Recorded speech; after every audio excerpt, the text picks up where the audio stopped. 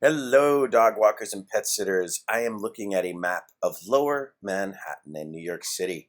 And this is where I started my pet service. I thought I'd take you through a little journey of how I started my service. You might take some ideas on how you can do things. I think it also might be a cautionary tale.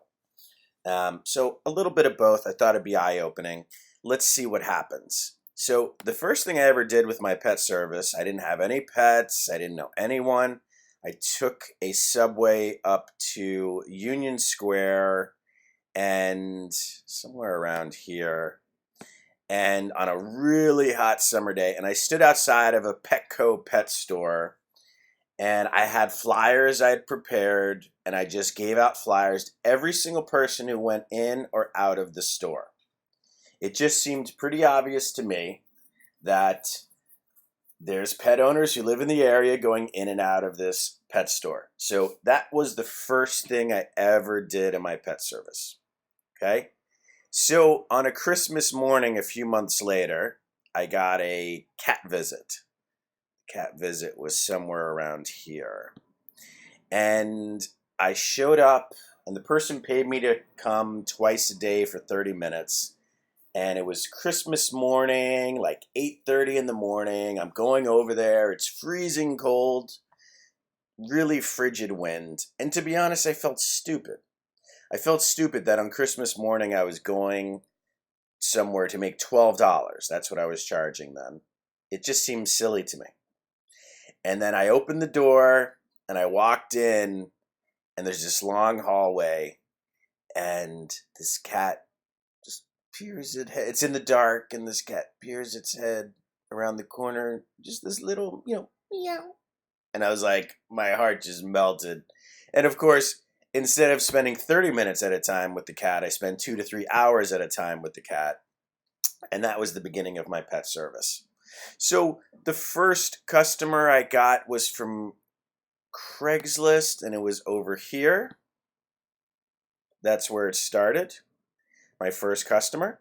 And so that dog, I started to walk a lot longer than the client was paying me. The client was paying me to come twice a day for 30 minutes. I started walking that dog for 2 to 3 hours a day, getting known in the neighborhood, running into other dog owners and speaking to them, going to a vet office over here and speaking to them. And you know what? Let me use different colors. I'll try this. We'll see if this turns crazy. But let's call red a vet office. Started to get friendly with there's a few vet offices, and there was some pet stores. There's a pet store over here, and there was a pet store over here, a pet store over here.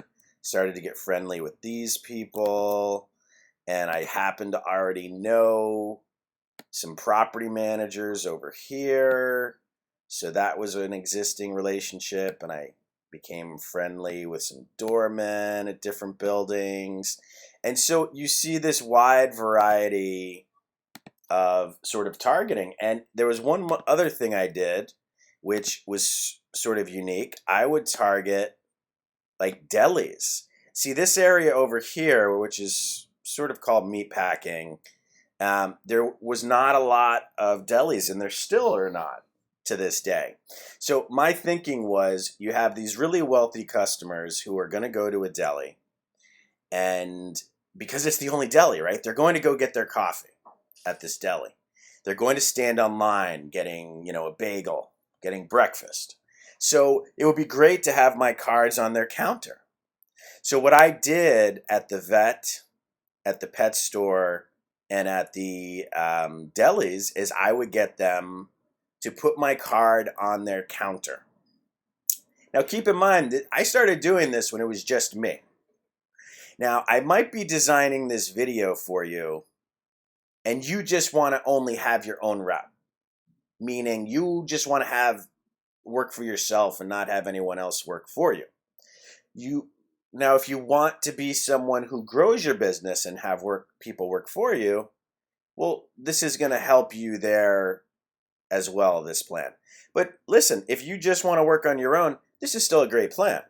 target a great area for your customer avatar and target these specific type of things. And there's nuances with each of these. So with the buildings, I knew some property managers, but I got to know some doormen. And the doormen started to refer me. And then another building, I reached out and I developed a relationship with the property manager. And we've talked about in this program concierges and attaches. Well, you get friendly with some concierges and attaches, and you're going to have even more buildings you're getting referred at. Okay? So I also started to get some customers over in Little Italy, which I'll say is over here. So I started to get, interestingly, clients in this unique area, Soho in Little Italy. For some reason, I was quickly growing in this area. Now, I was also growing in this area. So every day, I'm biking back and forth between these neighborhoods. Ping pong ball. Boom, boom, boom, boom, boom, boom, boom. Now, instinctually to me, I wanted to grow. And so there's a dog walker I used to see in Little Italy, and we got to know each other, and I liked how she walked, and she used to express to me she didn't like her company. So I made an arrangement. I said, how about I give you all these dogs over here? So between the West Village and this area here, these dogs made up about 2/3 of all my dogs. Okay? About 1/3 of my dogs are over here. So what I did is I took all these dogs and I gave it to that walker, and I had my first person working for me. Okay? Now, sounds simple enough, right? But it was scary. It was scary to do because the combination of all these dogs combined, that was a nice income for me, and it was scary. I mean, that was the most money I'd ever made in my life at that moment, and I'm giving away 2/3 of it to a stranger. Okay? Now, what I did is I took this remaining third and I just kept building it. And I kept adding customers and I kept adding customers. And then the next thing I know, I had another full route. Hired someone, and I took less this time. I took about 15% of those dogs. So let's say I took these dogs, did the same thing. Started adding dogs, started adding dogs, started adding dogs. Next thing you knew, we had 3 different routes in the West Village. And I had 4 employees. Okay? Now, that was nice for those people. But for me, see, I had dogs all over the place. I had dogs in the East Village. I had 1 dog down in Wall Street, 1 dog in Battery Park City. Sometimes these dogs were regular. Sometimes they were sporadic. I even had a dog in Chinatown. And so, I would go visit that dog in the East Village. Then I would go to Chinatown. Then I would go to Stuytown. Okay? Then I would go to Wall Street. Then I go to the West Village. I mean, there was a time when I had a route that existed in 7 to 8 neighborhoods in New York City per day. Okay? It's crazy.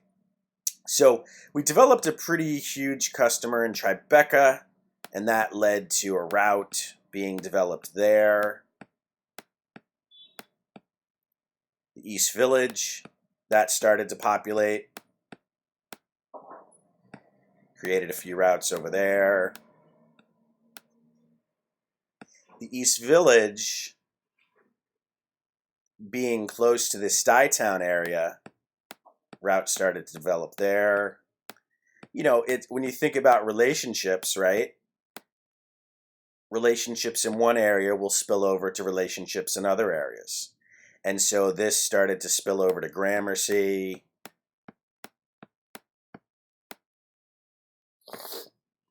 Now, I'm not going to make this map crazy by adding all the colors, but this same idea of targeting pet stores and vets, and there's one thing I didn't include, which I should, which would be dog runs. Okay? We would target the dog runs as well, just being there, giving out free supplies there, things like that. All the dog runs in Lower Manhattan were an area for us to target. And so,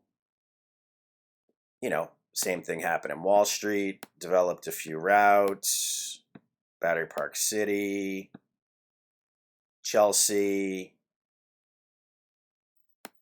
here. Yeah, strangely in Chelsea, we've never had more than one route. And I'm not saying that like all of you know anything about Chelsea, but it is interesting that we've developed so many routes. And, we had routes. We started to develop our own route in Soho and our own routes in the Little Italy and another route in the West Village. And so you see, it became a very wide company, And the main thing about today is that this system that we've been discussing of targeting local establishments and building, people in the buildings and the pet stores and the vets and the delis and the dog runs and all that stuff, it really can create momentum for you. And this method that I used, if you do want to grow your company, and my next program I'm going to be offering you guys will be for what do you do after you want to grow, when you want to hire people. Well, this is one example where you're the first walker for a lot of the business, and then you hand it off to someone, and you hand it off to someone. And this is specifically for dog walking. This not necessarily for pet sitting, but you could correlate it in the sense that if you're a pet sitter who gets a lot of work, you could be the initial pet sitter and then you hand it off, and then, you could sort of establish customers, so to speak. But I hope this has been helpful. Just a little brain dump for you, and I will see you next time.